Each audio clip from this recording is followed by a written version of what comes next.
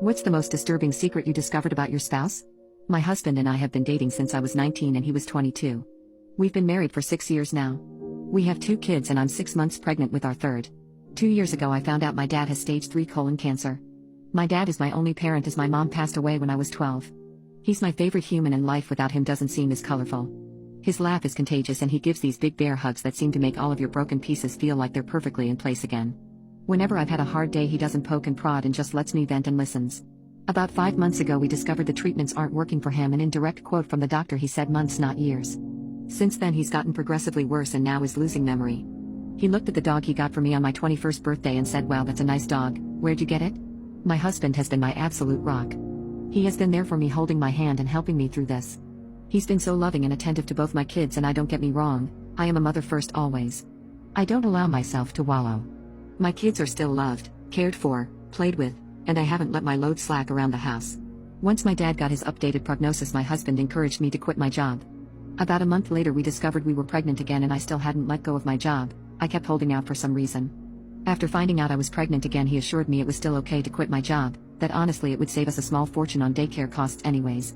So I did, I quit my job. My best friend and I have been friends since diapers. Her family is like my family and vice versa. My mom and her mom grew up together. We've always been solid, and right after my dad's appointment when we found out he had so little time left I drove straight to her house and she held me while I cried for hours. If there are soulmates in friend form, she was mine. Thick as thieves is what my mom used to say. This morning as I was up with my 3-year-old my husband's work alarm was going off. He has a few he said, so I turned that one off and gently woke him up. He said he was up late working so he took the morning off. Rolled over and went back to sleep. As I went to turn off the remainder of his alarms I saw a text from my friend on his lock screen that said, "I'm assuming since there hasn't been an angry pregnant lady on my doorstep you haven't told her about us yet?" Time froze at that moment. I took his phone and walked away and just read their conversations. 4 months this man has been fucking my best friend.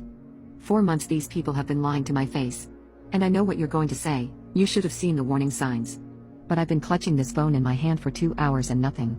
He has been so loving and attentive to me, but he always has been. So kind and gentle. There have been no late night work nights except for once in a blue moon. There has been no lingering touches between them or even glances. They act as they have since the day I first introduced them. How sick is it that she calls him her brother but she screws him?